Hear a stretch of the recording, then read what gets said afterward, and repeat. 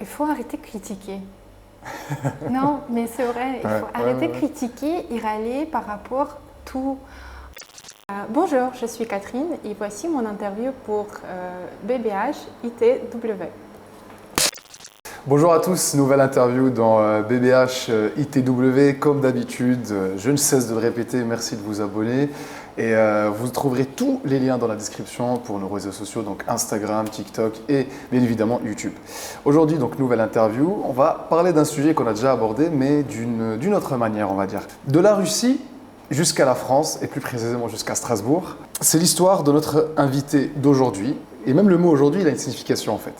Bonjour Catherine. Bonjour. Bonjour, merci d'avoir accepté notre invitation, Catherine. Merci beaucoup d'avoir proposé.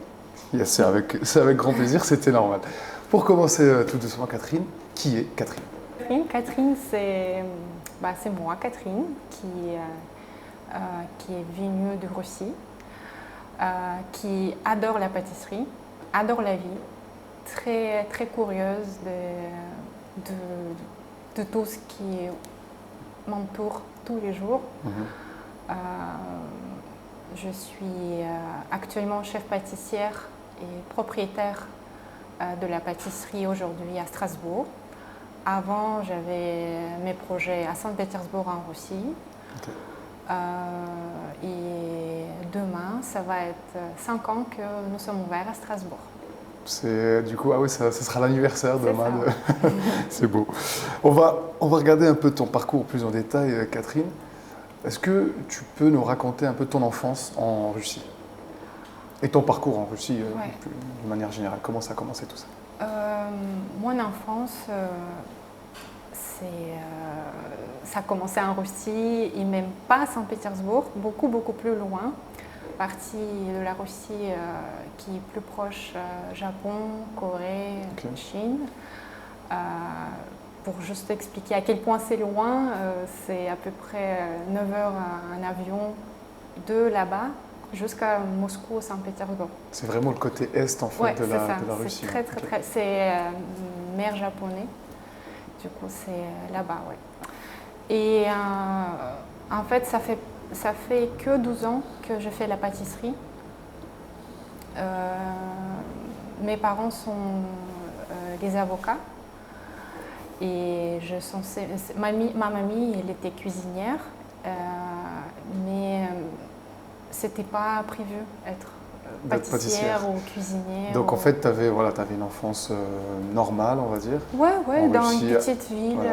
Assez classique. Comment elle s'appelle Elle s'appelle Nakhodka, c'est à côté de ville un peu plus grande, Vladivostok, qui est un peu plus connue. Des fois, j'ai déjà rencontré les Français qui le connaissent. Ok. Et donc en fait, tu as fait donc ta scolarité et tes études supérieures, c'était dans cette ville-là ou tu as dû déménager à un moment donné?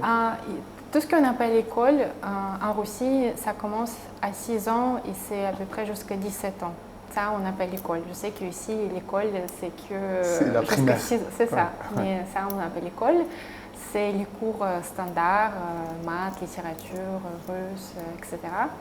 Et après, à 17 ans, on choisit dans quelle université, si on décide d'aller à l'université, dans quelle université on veut aller. C'était pas très étonnant. Je suis allée à la fac de droit. C'est le parcours de mes parents qui m'a guidée. C'était une évidence plutôt parce que les choses qui m'inspiraient, qui m'animaient, c'était peut-être les choses un peu trop artistiques, créatives. Et à l'âge de 17 ans, on ne voit pas trop comment on peut trouver quelque chose un peu plus sérieux où on peut l'appliquer. Parce que souvent, aux yeux des parents, en fait, tout ce qui est artistique, c'est plutôt un passe-temps qu'un vrai métier. C'est ça. C'est plus ton hobby, mais bon, là, il faut décider qu'est-ce qu'on va faire sérieusement.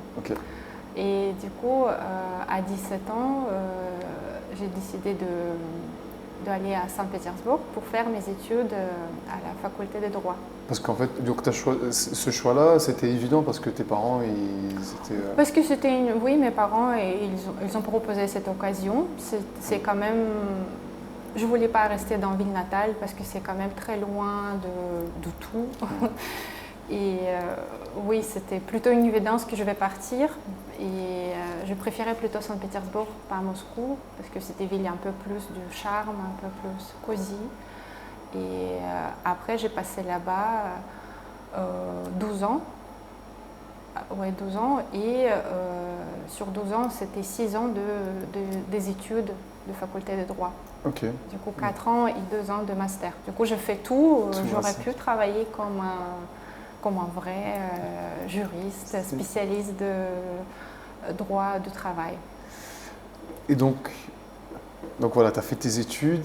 Ouais. Mais ton amour, du coup, on va commencer ton amour pour la France. Il est né comment? Je pense qu'il est venu quand j'étais encore petite fille de 12-13 ans, quand j'ai entendu peut-être des chansons de Jodassin. Ouais. C'est quelque chose de très beau, je trouve toujours. D'ailleurs, j'écoute de temps en temps. Gaëtan m'a dit peut-être il ne faut pas dire ça. Parce que c'est vraiment très vieux. Qui est ton mari?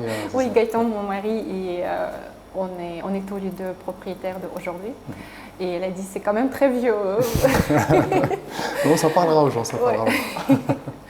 Du coup, j'ai entendu cette langue et je trouvais qu'il est très très beau, très mélodique, très même mystérieux. On ne comprend pas où on commence et où il finit, tellement c'est comme une chanson. Et ça m'a beaucoup plu. Mais c'était très compliqué de trouver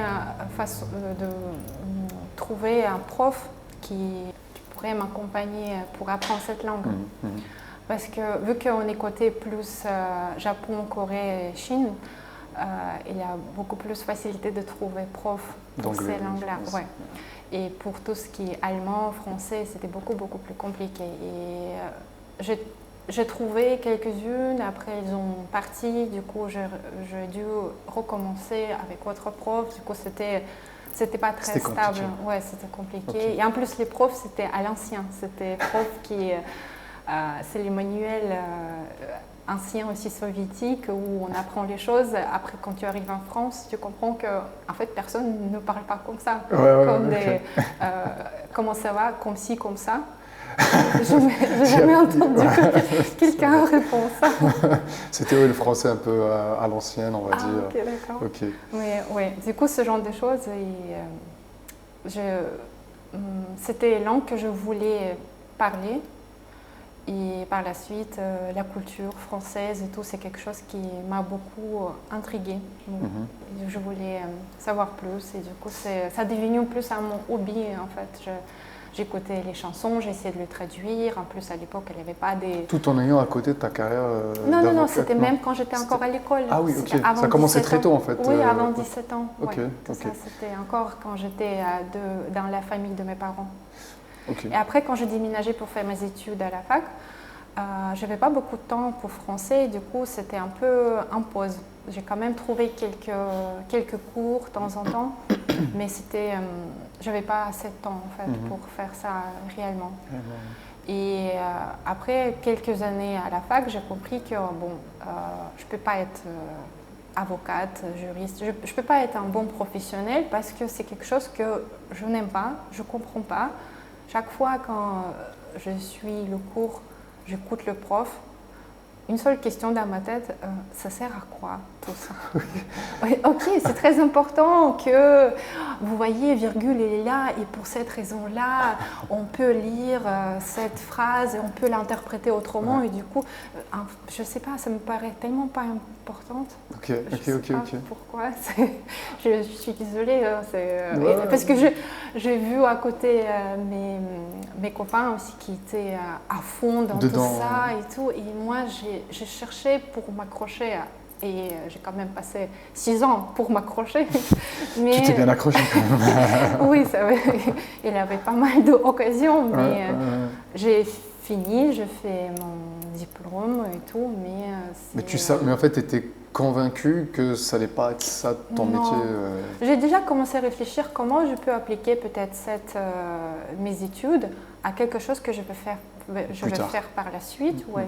Du coup, je pensais que peut-être gestion, peut-être management, peut-être quelque chose. Et en même temps, je me disais, quand même français. Encore une fois, cette langue, c'est quelque chose, ça fait du bien quand il est dans ma vie, un peu ce côté France, culture, un peu style français. Je sais pas, un peu tout ce qui est...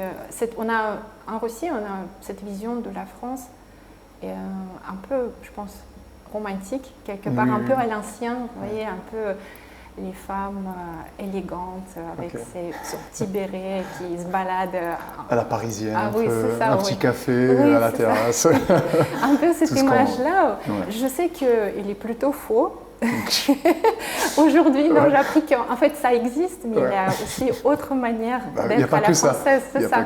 C'est beaucoup plus riche comme culture. Et j'ai appris ça.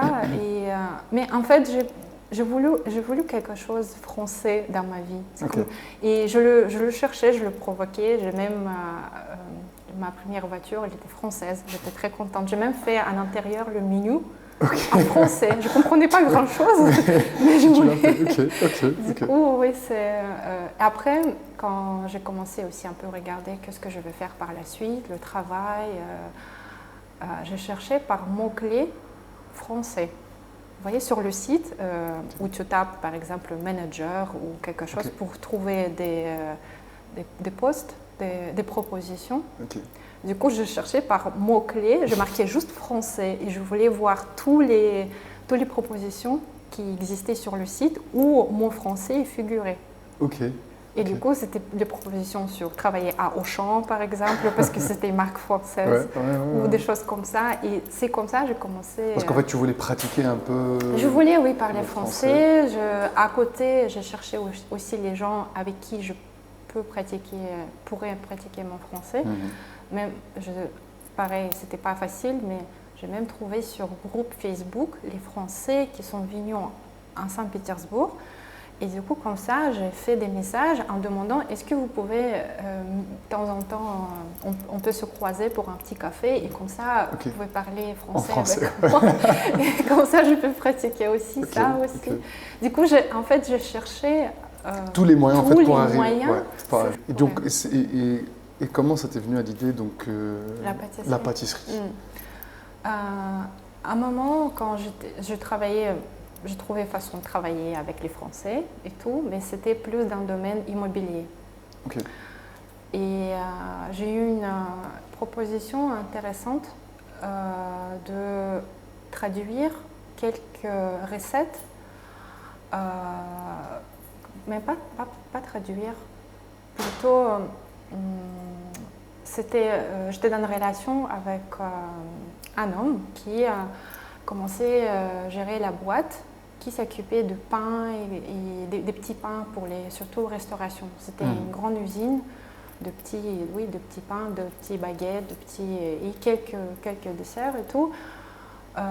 Et à un moment, il m'a partagé, il a dit on va lancer une gamme de desserts et on a trouvé une pâtissière, mais elle a fait des choses bizarres. Il a juste partagé ça comme ça. Et ça m'a juste intriguée parce qu'ils ont essayé de faire cheesecake, tiramisu.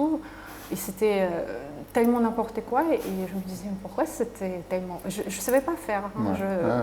Je savais faire 2 gâteaux que ma maman cuisinait pour nos anniversaires, pour moi et pour mon frère. C'est tout ce que je savais cuisiner en pâtisserie. En pâtisserie, Et du coup, j'étais juste intriguée par cette histoire que quelqu'un qui est censé être pâtissière et qui n'arrive pas à faire une recette qui fonctionne. Pourquoi c'est tellement compliqué? Je voulais juste comprendre. En fait, c'était juste une curiosité comme ça. Et j'ai commencé à chercher les recettes. Je trouvais plein de recettes en russe. Après, je me suis dit, bon, allez, en anglais, je peux aussi. Du coup, j'ai cherché en anglais. Après, je me suis dit, bon, cheesecake tiramisu, c'est pas trop français, mais quand même, peut-être je peux trouver, ça peut être intéressant. Du coup, ça. J'ai trouvé plein de recettes. J'ai compris qu'ils sont tous très différents. Et je me disais, mais pourquoi ils sont tellement différents? Du coup, je voulais tester d'abord à la maison pour comprendre bon, c'est compliqué à comprendre quand tu comprends rien. Après, je pense qu'il y avait beaucoup de recettes aussi qui étaient en français. Oui, mais c'était un peu mélange de tout. Je voulais juste essayer. Tu étais curieuse, en fait, tu voulais découvrir qu'est-ce qu'il y a derrière. C'était la curiosité un peu de base qui m'a beaucoup poussée d'aller jusqu'au bout. Et je fais traduction, je fais mes propres tests à la maison.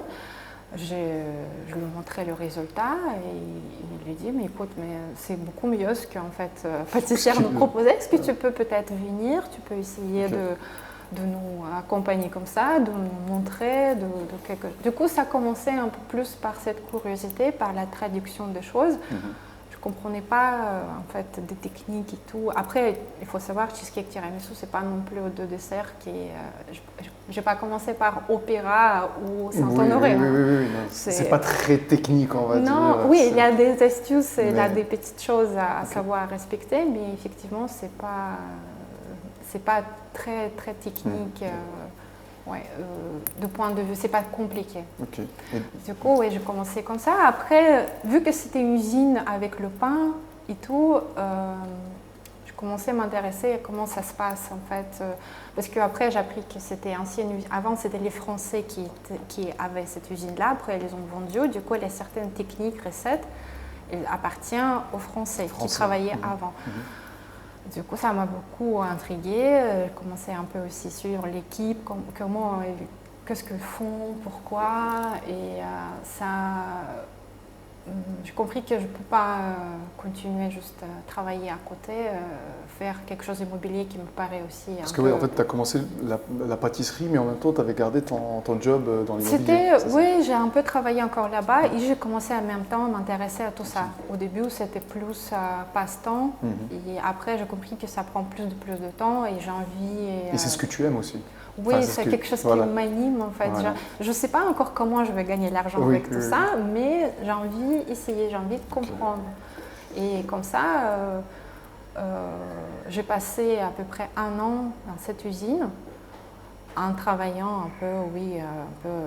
Je ne peux pas appeler ça vraiment chef pâtissière. C'est parce que je ne connaissais rien. Mais je pense par rapport aux gens qui étaient là-bas, tu avais de meilleures compétences en fait, dans la pâtisserie. J'étais plutôt un apprenti qui voulait apprendre. C'est à quel moment que tu t'es dit il faut que j'aille en France si j'ai envie d'avancer dans la pâtisserie? C'était une évidence. C'était une évidence pour toi dès le début? Oui, mais parce que France, c'est berceau de la pâtisserie, pain et tout, toutes les techniques qu'on utilise un peu partout dans le monde, pour moi, ça vient d'ici en fait. Donc c'était une évidence pour toi d'aller en France? Oui, non, je cherchais. En plus, je cherchais les formations, je cherchais pour qu'elles soient en français. Malgré le fait que mon français, il était encore, parce que aussi il faut savoir comment je l'ai appris. J'ai beaucoup écouté le radio, je regardais des séries, j'ai écouté des chansons. Du coup, vu que j'ai eu quelques cours avant, mais c'était pas un vrai système qui est bien réfléchi quand tu apprends. C'était un peu, tu prends. T'as appris un peu sur le tas. Un peu comme ça, oui. Et c'est pour ça, aujourd'hui, quand je parle, je sais que je peux connaître peut-être des mots assez compliqués, mais en même temps, je peux faire des fautes ridicules. Tout le monde en fait. D'enfant.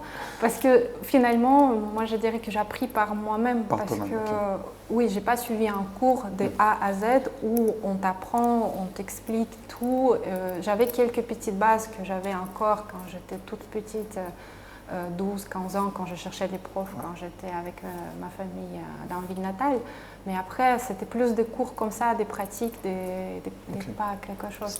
Du coup, c'était pour moi le but d'apprendre français au niveau pour pouvoir participer à la formation. Et parce que je voulais absolument formation en français. Je ne voulais pas en anglais parce que déjà, en anglais, c'est tout de suite, ça coûte 10 fois plus cher. Oui. Et en plus, j'ai déjà voyagé en France et j'ai compris que si tu veux faire quelque chose en France, il faut parler français. Français, ils sont tellement fiers de sa langue, sa culture. Même s'ils parlent anglais, ils ne vont pas te parler anglais. Il ne va pas faire l'effort en fait de te parler anglais. Ils ne vont pas t'expliquer de la même manière les choses en anglais qu'en français. Du coup, j'ai compris que moi, il faut que j'apprenne. C'est ça. Il faut que j'aille en France, il faut que j'apprenne français, il faut que j'apprenne tous les termes. Parce que parler français et parler français professionnel, ce n'est pas le même français. Et c'était quoi la réaction de tes parents, Catherine, quand quand tu leur as dit, écoutez, tout ce qui est immobilier, juriste, c'est fini, moi j'ai envie d'aller en France et apprendre la pâtisserie. C'était dur. C'est dur. Au début, ils n'ont pas accepté ça. C'était compliqué. C'était un peu tendu, période tendue dans notre relation. Mais après, je comprenais que, je pense, moi aussi, aujourd'hui, je suis maman. Et je peux comprendre qu'on a cette inquiétude pour notre enfant. On a envie qu'il fait quelque chose bien, il soit heureux dans ce qu'il fait. Et le fait que tu as fait déjà 6 ans des études, c'est une sorte de base qui est censée te servir pour après avancer. Et là, moi, c'est comme je dis, en fait, cette base-là, non, merci. Oui, c'est ça, je recommence. Et je pense que la première réaction, que ça fait peur. Et c'est pour ça, c'était compliqué. Ouais, c'était un peu compliqué tout au début. Mais je pense que ça a beaucoup changé parce que aussi, j'ai resté en cette usine à peu près presque 1 an, un peu moins. Et après, j'ai décidé, moi et mon petite équipe à l'époque, on a décidé d'ouvrir notre propre projet. En Russie? En Russie, oui. Et je pense que quand on a ouvert et quand ça a déjà fonctionné, c'est qu'à ce moment-là, mes parents ils ont compris qu'en fait, c'est pas juste une bêtise, c'est pas juste un hobby, c'est quelque chose. C'est un vrai métier en fait. Oui, c'est un métier, c'est quelque chose de sérieux qu'on est en train de faire et que quand ils ont vu un peu les résultats de travail finalement. Du coup, oui, parce que après cette usine, où j'ai appris pas mal de choses sur le pain, etc., on a décidé de faire le projet qui s'appelle Au Petit. Il s'appelait Au Petit parce que l'idée c'était de faire, je voulais faire les macarons, les petits desserts. En fait, je pense que j'ai une petite passion pour quelque chose de petit. C'est d'ailleurs pour ça, même aujourd'hui, dans notre vitrine, on peut trouver le lot de 3 petites mignardises qui s'appellent Au Petit. C'est une petite hommage à mon projet d'avant. Ok. Du coup, là, c'était l'idée de faire, à l'époque, c'était faire boutique autour de macarons. Et on a fait plus que 20 sortes de macarons. C'était boutique un peu inspiration Pierre Hermé d'époque, où il a duré, il y a beaucoup de... Et donc, tu es venue ici en France, tu as commencé ta formation en roman, c'est ça, Catherine? Oui, mais j'ai commencé ma formation, c'était pas la vraie formation comme... C'était un CAP pâtisserie? Non, parce que pour ça, il faut venir pour longtemps. Oui, ça coûte cher. Ça coûte cher. Et en plus, pour faire ça, il faut passer une espèce d'examen équivalent au bac pour pouvoir... Et moi, je pouvais tu pas. Pouvais pas, oui. Ben non, je parlais pas français. En fait, toi, tu voulais quelque chose pour apprendre. Est-ce que tu es venu avec l'idée juste d'apprendre et revenir en Russie ou c'est de s'installer ici? Oui, parce que non, je ne pouvais pas m'installer ici. J'avais aussi, j'avais mon mari aussi là-bas, ma famille, ma vie, tout était en Russie. Du coup, non, j'ai eu l'intention de venir, apprendre et revenir. Et en plus, c'était il y a quelques mois que je viens de créer Au Petit. Ok. Du coup, c'était comme ça. C'est pour ça que j'ai trouvé un cours c'était plusieurs semaines, oui, à peu près 1 mois, je dirais. Et c'était sur la boulangerie. En fait, je ne commençais pas par la pâtisserie. Je fais mes premières formations en viennoiserie, en boulangerie, c'était tout ce qui est autour de pain. Et après, je fais aussi, en même temps, un peu plus tard, je fais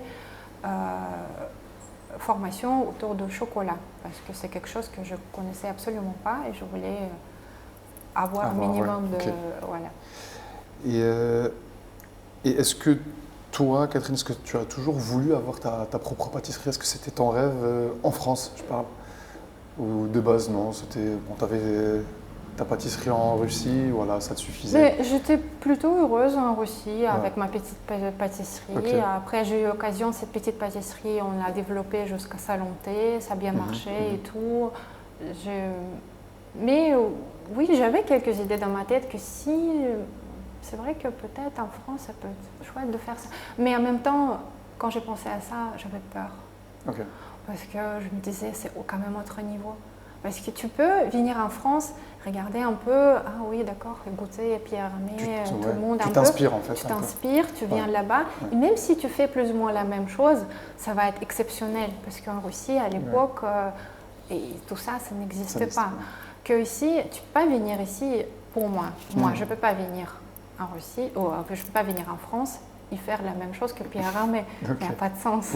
Du coup, il faut, si tu viens ici, il faut avoir assez de peut-être ton propre identité, ta singularité pour pouvoir proposer quelque chose. Je ne voulais pas faire juste la même chose que partout. Comment t'es venue en France? Voilà. Comment t'es venue, en fait, elle t'est venue l'idée de s'installer définitivement en France et d'ouvrir la pâtisserie dans laquelle on tourne aujourd'hui?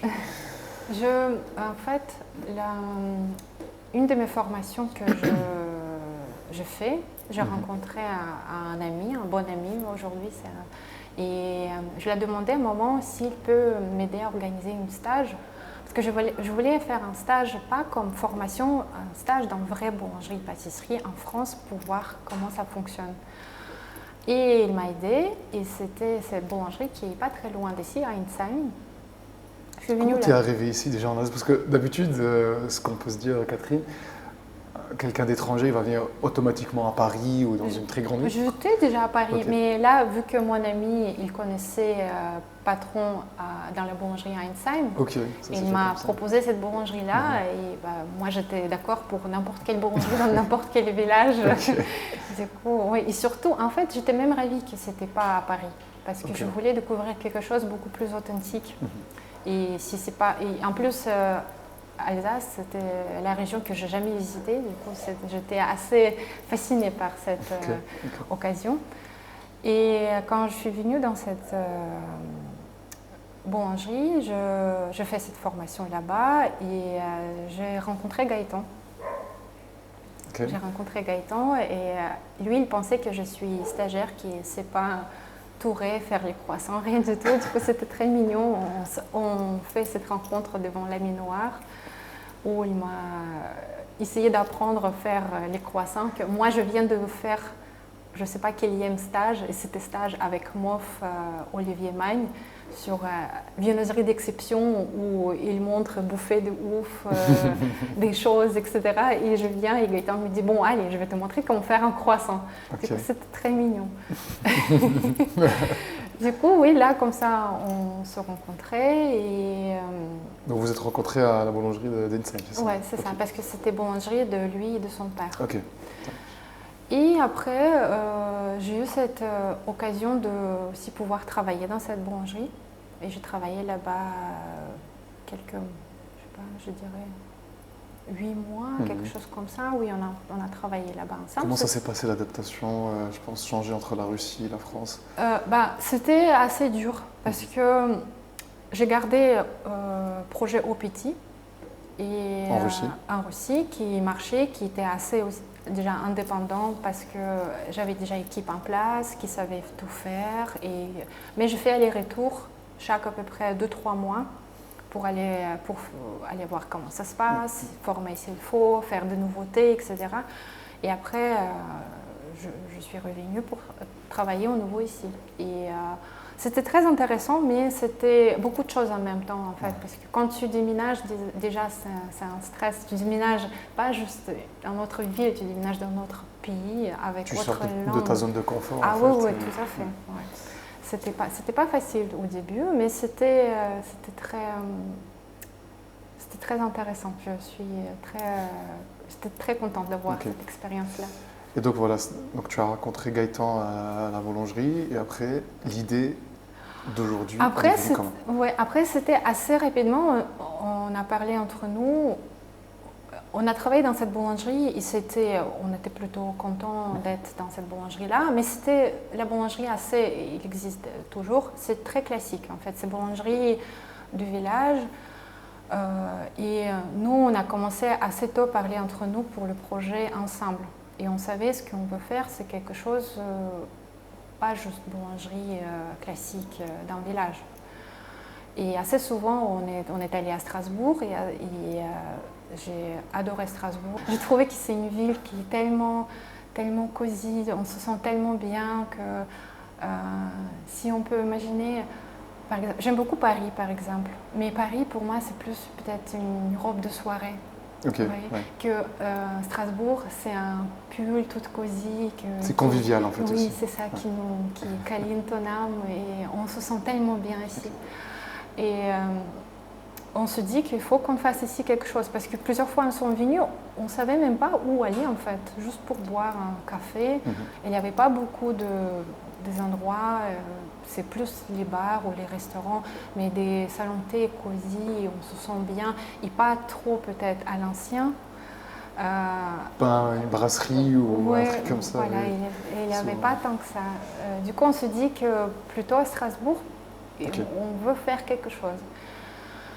Et quand on a eu cette occasion, nous sommes partis de la boulangerie et on a passé 1 an pour trouver un local et pour faire ce projet-là. J'étais choquée que ça prend autant de temps en France parce qu'en tout, en Russie, 3 mois pour faire ton projet et faire les travaux. Les travaux où il n'y avait rien. Pas de mur. En fait, tu étais un peu choquée, Catherine, de la lenteur que ça pouvait prendre. Ah ouais, c'est tellement long que chaque fois, oui, il nous faut banque, tu vas à la banque, il nous faut ce papier. Après, ah non, il faut ce papier-là pour que ce papier, il confirme autre papier.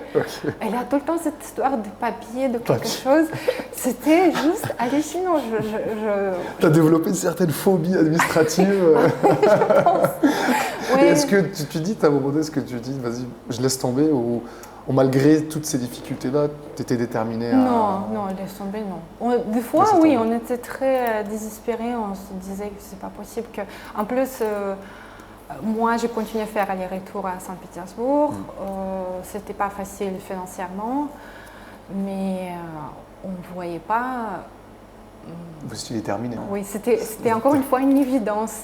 Il fallait le faire. Et je peux dire même plus que ce local-là, quand je l'ai vu, c'était un restaurant. Et quand on a passé ici, je lui ai dit, on va faire ça ici. Gaëtan a dit, mais attends, c'est un restaurant, il est ouvert. Comment tu veux faire ici ta pâtisserie? Mais je lui dis, je ne sais pas comment encore, je ne sais pas, mais je vois que ce local, il est pour nous. Je vois ces fenêtres. Tu t'es projeté en fait. Il a beaucoup de lumière et tout, c'est exactement ce que je voulais.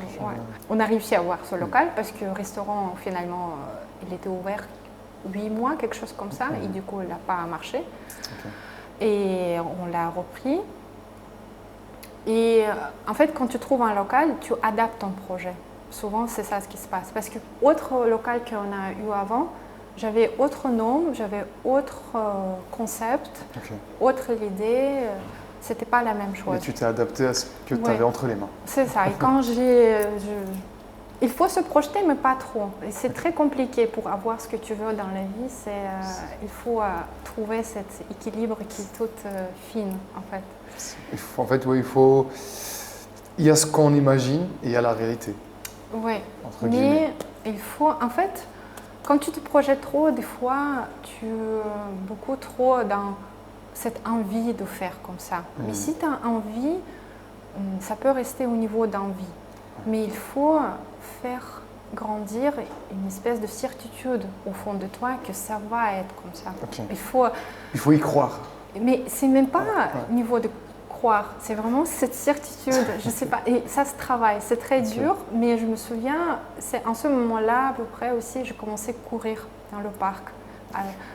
Et je me suis souvent mis dans cette bulle avec mon casque de musique, j'avais écouté certaines musiques et je fais pousser cette certitude qu'on va faire ce projet dans ce local. Je vois ça que ici, ça va être comme ça et c'est pas une rêve, c'est ma réalité. En fait, je vivais dans cette réalité dans ma tête à tel point que ça est devenu la réalité. C'est comme ça. Mais après, bon, il y a beaucoup de travail derrière quand même. Bien sûr, oui. Mais tu étais habité par cette idée-là. C'était ça. C'était notre but avec Gaëtan. On buvait ça jour et nuit, on faisait que ça. Et donc, Catherine, toi, tu as un projet à Saint-Pétersbourg, en Russie. Tu as le projet maintenant ici en France. Selon toi, est-ce qu'il y a une grande différence entre la culture russe et la culture française? Et quelles sont ces différences-là selon toi? C'est très très différent, ouais, effectivement. On en parlait un peu en coulisses. Ouais. Si tu devais, par exemple, allez, pour ne pas trop s'étaler, mais une différence que tu trouves qui est énorme, qui t'a surprise peut-être quand tu es arrivé dans le milieu du travail, dans le fonctionnement d'une pâtisserie? Mais après, je ne peux pas dire que je fais... s'il s'agit de l'équipe, par exemple, je m'adapte beaucoup juste aux gens, en fait. Je ne fais pas la différence, est-ce que c'est russe ou français. Mais je remarquais que les Français, ils ont un peu plus peut-être fragile au niveau de remarques qu'on fait. Il faut faire attention comment tu formules les choses. Moi, qui ai habitude peut-être aller tout de suite au bout de choses et dire que non, ça va pas, c'est pas comme ça, il faut faire autrement, etc. Ici, ça peut paraître un peu trop dur, ça peut être blessant. Après, en même temps, si c'est pas ma langue maternelle, c'est dur pour moi. J'ai pas la même sensation quand je dis les choses en russe et en français. Du coup, en fait, ce que tu peux dire en russe, c'est pour toi, enfin, c'est normal. Ça ne paraît pas agressif en fait, ou quoi que ce soit. Ici, tu peux juste dire une phrase, en fait, oui, c'est très agressif. C'est très agressif. Et du coup, moi, je pense que j'ai toujours du mal avec ça, même aujourd'hui. Je ne sais pas si un jour je vais m'habituer à ça. Parce que peut-être, je pense qu'il faut grandir ici pour sentir cette nuance. Ouais. Mais vu que moi, quand je suis venue plutôt, ça fait pas si longtemps finalement, ça fait que 7 ans que j'ai déménagé. Et en plus, vu que j'ai appris ma langue un peu comme ça, du coup, oui, c'est un peu délicat cette chose-là. Après, j'aime beaucoup que ici, c'est beaucoup plus compliqué. Le niveau d'exigence que je peux me mettre ici, il est beaucoup plus élevé qu'en Russie quand même. Parce que ce que je dis, on peut voyager en France, on peut s'inspirer de quelque chose. Limite, j'ai déjà vu des exemples comme ça. Des fois, à Moscou, j'ai vu un projet, mais visuellement, c'est la même chose que j'ai déjà vu en France. En France, ouais. C'est quelqu'un qui a voyagé, ça lui a beaucoup plu, elle a fait exactement la même chose, même limite au niveau de design, des gâteaux sont les mêmes, le visuel, même boutique, il est fait de la même manière. Et tout le monde trouve que c'est génial, mais moi je ne pourrais pas faire ça. Okay. Et j'aime beaucoup qu'ici, ça te pousse encore plus loin à être différente, chercher ton propre image, cette cultiver cette singularité pour être pas comme les autres. Et c'est un peu plus compliqué, mais tu peux aller aussi plus loin. C'est assez intéressant. Après, au niveau des clients, les Russes, ils ont quand même beaucoup plus dur. Les Français, ils sont beaucoup plus gentils, même quand ils n'aiment pas les choses. Ils ont du mal de dire les choses comme ça, ouvertement. Ils vont mettre une étoile Google, je ne recommande pas. Une étoile Google. Ouais, mais quand sur place tu demandes ça va, ça vous a plu? Ouais, c'était bien. Et après une étoile et tout. Et j'avoue que ça me choque toujours aussi. Moi, je suis quelqu'un qui est très aussi droite. Je suis très sincère. Je comprends pas pourquoi tu dis que ça te plaît. Mais en fait, oui, c'est pas de problème. C'est normal si ce qu'on fait, ça plaît pas à tout le monde. Je ne suis pas un canapé pour plaire à tout le monde. Du coup, c'est très bien même. Mal avec ça. Oui, du coup, il n'y a pas de problème pour moi. Mais j'aime quand c'est quelque chose un peu plus honnête, un peu constructif, s'il y a quelque chose à dire, constructif. Mais en Russie, des fois c'est constructif, mais la plupart du temps c'est plutôt émotionnel. Ça, c'était assez dur aussi à gérer de temps en temps. Mais ça m'a beaucoup aussi formé comment tu peux résister à beaucoup n'importe quoi. Et il y a quand même beaucoup plus là-bas cette histoire que le client c'est un roi. Et il faut faire comme il demande. Et même si tu n'as pas une omelette dans ta carte, tu vas le faire parce qu'il paye.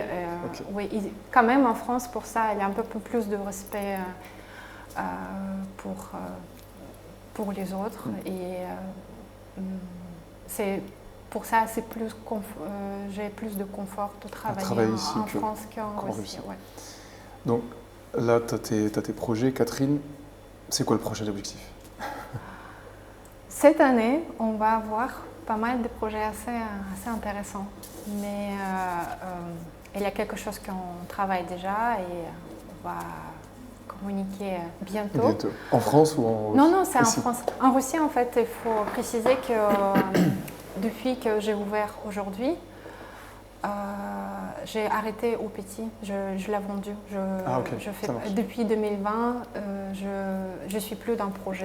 En fait, tu te consacres pleinement Oui, mais parce qu'en fait, j'ai compris que ce n'est pas possible. Je peux pas. C'était un moment donné bien pour moi. J'ai voyagé chaque 2-3 mois, c'était intéressant et tout, c'était chouette, mais c'était très court terme. Je savais que je ne vais pas continuer comme ça longtemps parce que j'aime quand je suis à fond dans quelque chose. Je ne peux pas juste comme ça venir, ce n'est pas normal. Et en plus, le projet qui vit sans toi, il prend autre visage. Ça ne me ressemblait plus, en fait, ce que se passait là-bas, c'était plus pour moi. Et du coup, j'ai pris la décision d'arrêter et être beaucoup plus ici. Et les projets qu'on va faire, ça va être la suite d'aujourd'hui. Toujours à Strasbourg? Oui. Est-ce qu'on peut avoir un scoop? Non, c'est à Strasbourg. Oui. Il y a un autre petit projet, c'est pas tout à fait à Strasbourg, mais c'est à côté de Strasbourg. Ok. Ouais. Après, j'atteins un certain niveau, un certain plafond même, en pâtisserie, parce que je sais faire des gâteaux, je sais faire plus ou moins tout ce que j'ai envie de faire. Et pour aller encore plus loin, il faut toujours trouver un nouveau, pas un challenge, mais peut-être une nouvelle facette de ton métier. Et c'est quelque chose qui me donne beaucoup d'énergie, ça me nourrit beaucoup. Et par exemple, ce qui me parle beaucoup plus aujourd'hui, c'est une certaine émotion qu'on peut avoir quand on goûte la pâtisserie. Et c'est pour ça aussi d'ailleurs, pour Noël, on propose une gamme, c'est une mignardise de Noël, où chaque mignardise est travaillée de la manière exceptionnelle. C'est pas quelque chose, c'est pas des mignardises qu'on propose au quotidien chez nous, parce que le goût, ils ont un peu plus... Ça peut paraître un peu même étrange, le goût, peut-être parce que je peux utiliser vin jaune, je peux utiliser ail noir, vanille fumée, des choses comme ça. Je ne vais pas faire gâteau au quotidien pour la vitrine d'une pâtisserie, mais je vais faire quelque chose un peu plus exceptionnel pour une occasion aussi un peu plus unique. Et là, on a regardé un peu ton parcours, Catherine. J'ai une question. Selon toi, quel est le meilleur pâtissier en France? Je ne peux pas comme ça choisir un seul. Ah, les deux? Non, non, même pas. Non, en fait, aussi pareil, depuis que j'ai choisi le métier de pâtissier, chaque année, je fais des formations, des stages, toujours.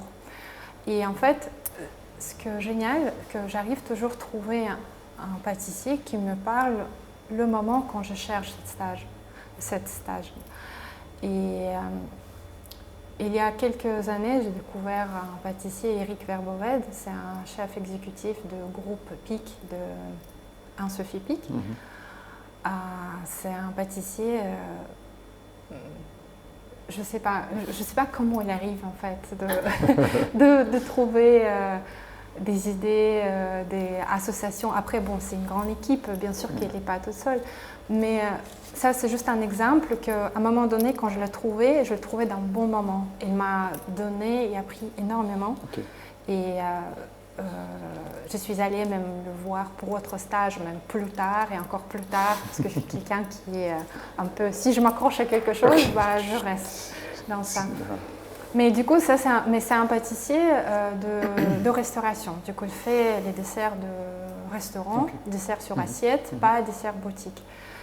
Par contre, avant, par exemple, j'ai fait aussi 2 stages avec Guillaume Abilleux, c'est un MOF qui est aussi très technique, mais lui, il est spécialisé plus sur les pâtisseries de boutique. Et à un moment donné, tout ce qu'il m'a donné, c'était exceptionnel. C'était exactement ce que je cherchais. Et comme ça, je peux donner des exemples à chaque fois quand je faisais stage, c'était exactement ce qu'il me fallait. Okay. Et là, cette année aussi, je peux faire quelques stages. Voilà, tu t'es inspirée de plusieurs en fait. Oui, c'est ça. Mais en fait, je suis tellement ouverte d'esprit pour ça, je suis tellement curieuse. N'importe quel stage avec un chef de haut niveau, bien sûr, ça va m'apporter beaucoup, énormément. Je suis sûre. Parce que je ne cherche plus les recettes, j'ai mes propres recettes, je n'ai pas besoin de ça. Ce qui m'intéresse, c'est cet univers de ce chef. Pourquoi il travaille cette association. Plus en fait dans les détails. Ouais. Voilà, j'aime beaucoup quand il y a une histoire derrière. Par exemple, la dernière fois, il y a un autre chef aussi que je respecte beaucoup,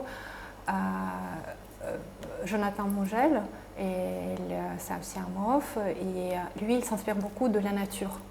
Et il partage aussi sur Insta, c'est une photo d'un feuille qu'il a trouvé pendant sa balade.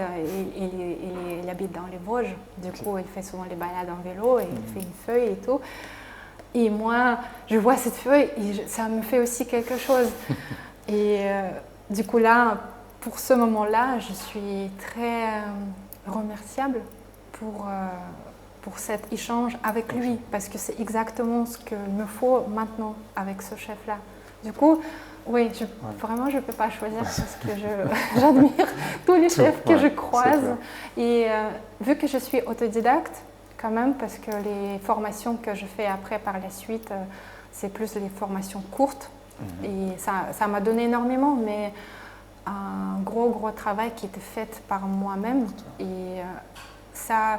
Je pense que c'est un certain état d'esprit que tu es toujours en mode élève. Tu apprends toujours en fait. Oui, c'est ça. En fait, si un jour je me dis, bah ok, c'est bon, j'ai tout appris, je pense qu'il faut que j'arrête. Je trouve dans notre métier, il faut garder cet esprit ouvert, très curieuse et toujours...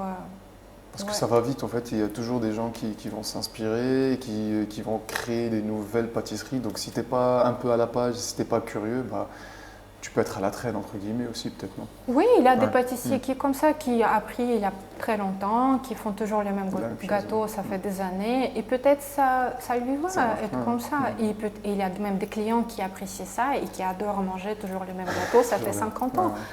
C'est juste, c'est pas moi. Pour moi, pâtisserie, ça lié à quelque chose de vivante.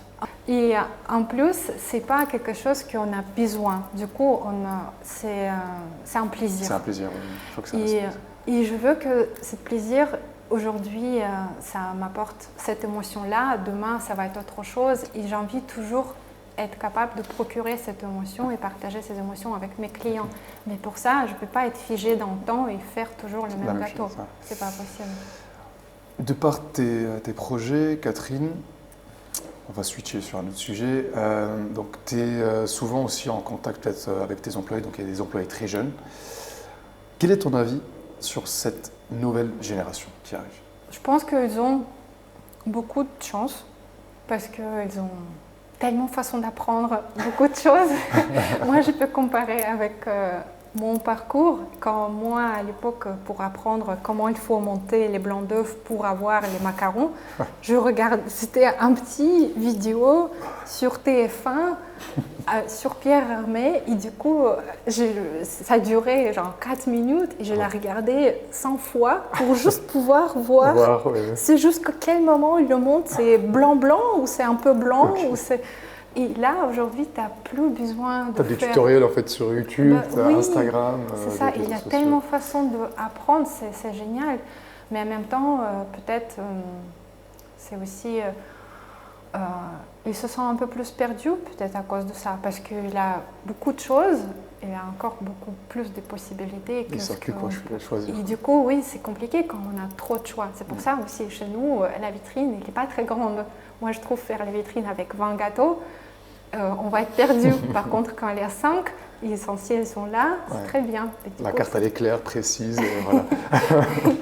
Non, mais c'est ça. Oui. Du coup, peut-être à cause de ça, ils ont un peu plus de mal de trouver son propre chemin. il faut qu'ils gardent ce côté ouvert d'esprit. En fait, il faut...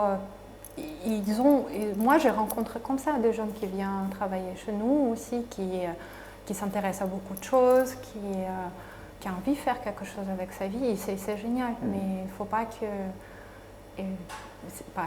soit perdu. Il ne faut pas trop s'éparpiller, en fait, peut-être, et faire un choix à un moment donné. Peut-être il faut faire des choix, il faut essayer, aller jusqu'au bout. Après, tu te rends compte que peut-être c'est pas pour toi, mais c'est pas grave. Est-ce que tu crois, Catherine, la nouvelle génération, elle se lasse très vite? C'est possible. C'est possible. Elle ne va pas au bout, comme toi, par exemple, tu racontais dans ton parcours, tu disais que tu étais habité par cette idée-là, et ça va se faire, et c'est comme ça, il n'y a pas d'autre moyen. Est-ce que cette détermination, elle est de moins en moins présente chez les jeunes? C'est possible, à cause du fait que même on voit qu'il y a de plus en plus cette histoire de...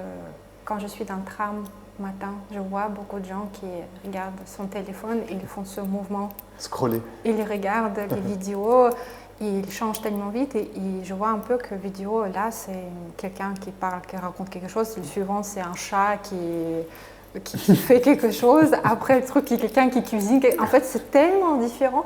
On nourrit tellement notre cerveau avec tellement de choses. C'est clair. On est submergé par trop d'informations. Oui, c'est ça. Du coup, je pense que quand tu as cet état d'esprit, c'est très compliqué de savoir ce que tu as envie de faire parce que tu boostes trop ton cerveau par toutes ces choses. Ouais. Et en plus, c'est peut-être pas tellement utile de regarder tout ça. Je ne pense pas que ça apporte grand-chose. Si tu avais, Catherine, un message à leur donner ou un conseil à cette nouvelle génération, ça serait quel? Faire quelque chose qu'on aime. C'est que comme ça, on peut devenir meilleur. Je ne pouvais pas être une bonne avocate parce que je n'aime pas ça, c'est pas possible. C'est comme les gens viennent chez moi, ils disent « Vous pouvez me faire gâteau autour de fraises et chocolat ?» Je ne peux pas le faire. Parce que tu n'aimes pas. Parce que je n'aime pas, je ne crois pas dans l'association chocolat-fraise. Je ne peux pas faire un bon gâteau avec chocolat-fraise, c'est pas possible. Mais pareil, il faut trouver quelque chose qui vous anime, quelque chose qui vous plaît, et il faut aller dans cette direction-là. Il faut donner le temps. Il ne faut pas tout de suite attendre le résultat. Peut-être vous partez de très loin, comme moi par exemple. Je n'ai pas grandi dans un pays où déjà tu parles français. Après, tu peux faire des études magnifiques en cuisine ou en pâtisserie. Moi, à l'époque, dans mon pays, même quand je faisais ces formations en France, ça n'existait pas. La formation, si tu veux être pâtissier, en fait, tu vas être cuisinier de... Comment ça s'appelle? Cuisinier de froid. Vous voyez, section froid. Ok, ouais. Parce qu'il a chaud et il a froid en cuisine. Et du coup, tu vas être cuisinier de section froid et tu vas faire la pâtisserie. Ouais. C'est ça le pâtissier à l'époque en Russie. Et pourtant, j'ai quand même réussi à apprendre la langue, faire les formations, venir ici, faire quelque chose. Du coup, c'est quand même... Mais ça a demandé du temps. Il faut prendre cette conscience. Il ne faut pas peut-être trop... attendre trop vite. Il faut faire les efforts, mais il faut donner le temps pour avoir les résultats de vos efforts.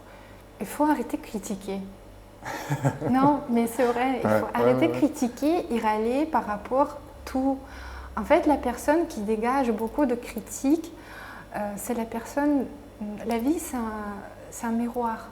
C'est ce qu'on dégage, on l'aperçoit de la même manière.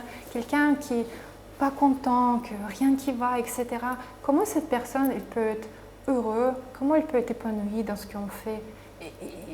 Ce n'est pas possible. Il faut qu'elle se concentre sur ce qu'elle fait. Il essaye il fait le chemin nécessaire pour arriver à son objectif. Et pas trop perdre cette énergie en critiquant les autres ou en regardant ce que les autres font. Parce que même, il y a une des qualités des gens qui réussissent quelque chose dans sa vie, ils ne critiquent jamais en fait. Ils ne vont pas te imposer ses conseils ou quelque chose. C'est les gens qui vont dire d'abord, je ne sais pas, je vais voir, je vais me renseigner. Ouais. Du coup, plutôt... il faut imprégner plutôt cette façon de voir les choses, je pense. Et faire.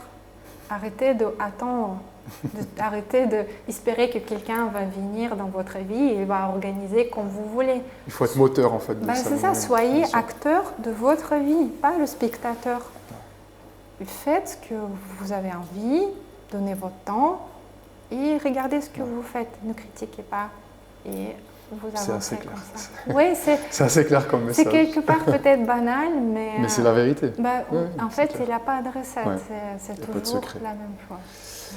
Dans ton parcours, du coup, là on arrive vers la fin un peu de l'interview, Catherine, est-ce que tu avais des gens à remercier peut-être, qui t'ont aidé pour en arriver jusque-là?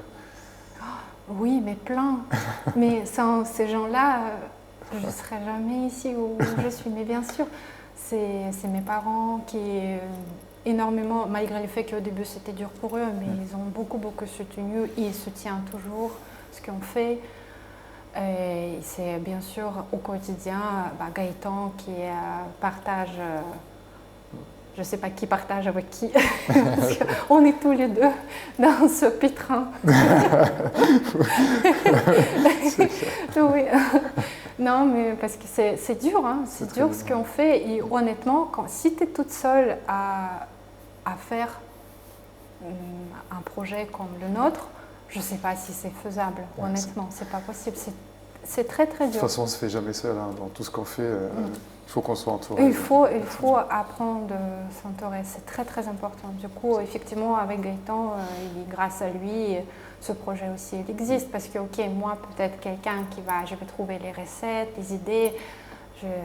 C'est un travail d'équipe. Mais lui, oui, c'est tout ce qui est côté beaucoup plus haut dans production. C'est lui qui est au quotidien production. Moi, je suis beaucoup moins production. C'est grâce à lui, ça fonctionne comme ça fonctionne. Et après, bien sûr, notre équipe qui est avec nous aussi, on a une équipe comme en production, comme en vente, ça fait aussi mon quotidien. Et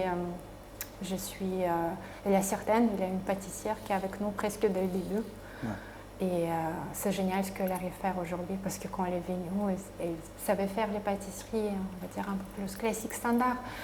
Et aujourd'hui, quand je vois que c'est elle qui poche les tartelettes hypnotiques qui sont pochées, à l'époque c'est moi qui faisais la vitrine, maintenant c'est elle qui fait la vitrine le matin. Et quand je vois la vitrine, c'est parfait. J'ai pas petite chose à dire, c'est rare. Hein. C'est rare, parce que j'ai toujours quelque chose à dire. Et elle, comment elle arrive à le faire, c'est impressionnant. Du coup, je suis très fière. On peut citer son nom, hein, si tu veux. Oui, c'est Mathilda. Elle est juste très fière d'elle. Après, je n'ai pas envie de parler que d'elle et pas parler des autres, parce que les autres aussi, actuellement, on a production, c'est Gaëtan et moi, Mathilda, on a Lola et on a aussi un stagiaire. Elle est juste avec nous à la façon provisoire. Sarah, c'est quelqu'un qui est venu pas très longtemps et en fait, de base, elle a fait un stage chez nous.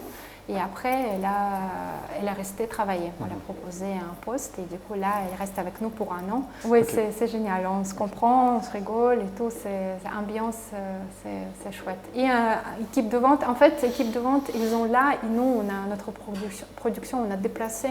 Ça fait 2 ans. Du coup, on est un peu moins ici. Moi, je fais mes essais quand même toujours ici. Quelque chose aussi, je fais ici, au Salon T. Mais à cause de cette...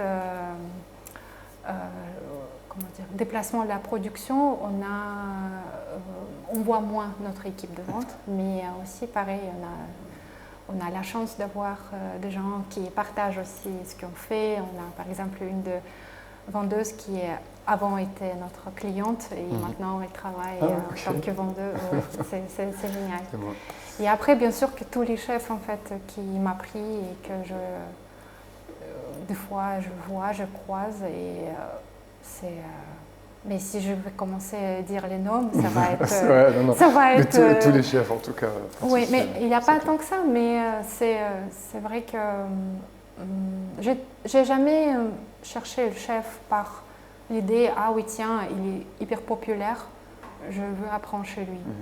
Comme par exemple Cédric Grollet, qui est un des pâtissiers le plus suivis, je pense, peut-être, je ne sais pas. Peut-être dans le monde, ouais.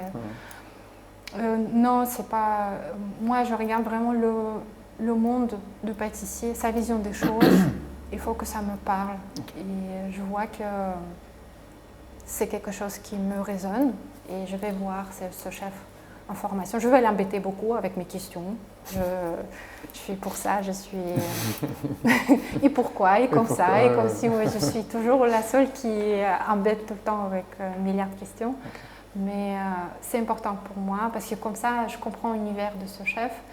Et il y a toujours quelque chose que je garde pour moi, même si je ne fais jamais les recettes d'autres chefs. C'est mes propres recettes, mais il y a toujours des petites touches, peut-être façon comment il va intensifier le goût en faisant la réduction de telle et telle préparation. Je vais penser à ce chef-là qui m'a montré, et oui, c'est vrai que il aura sa touche en fait dans ce dessert. Ouais, en fait, ils sont tous toujours avec moi en cuisine. Il faut savoir. Ils m'accompagnent toujours, et même vu qu'un de mes premiers chefs, c'était Olivier Magne, qui m'a appris aussi à tourer les croissants, et tout, à l'époque, il n'était pas encore MOF. Même maintenant, quand je pétris plus les brioches, vu que c'est notre équipe qui s'occupe de ça, mais des fois, je viens, je vois que la pâte et tout.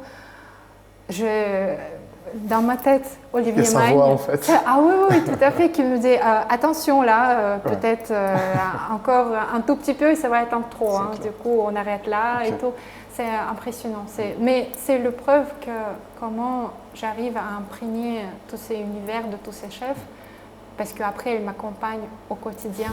Et je suis extrêmement remerciable pour ça. Est-ce que tu as aimé cette première expérience? Je sais que c'est ta première interview. Ouais, c'est la Est-ce que tu as aimé? Oui, c'est intéressant parce qu'en fait, il y a beaucoup de choses que toute seule, tu ne vas pas penser, en fait, tu ne vas pas réfléchir. Souvent, on se découvre en fait durant l'interview. Oui, tout à fait. En fait, tu dis, ah oui, j'ai fait ça, j'ai fait ça. C'est vrai, oui, c'est ça. Non, c'est assez intéressant du coup et ça m'a beaucoup plu. Merci beaucoup en tout cas, Catherine, d'être avec nous. C'était un agréable moment. Merci. Ouais, pour moi aussi. Merci à vous de nous avoir regardés. N'oubliez pas de vous abonner donc, à tous nos réseaux sociaux, YouTube, Instagram et TikTok. Et on se retrouve à la prochaine interview. Merci beaucoup. Ciao.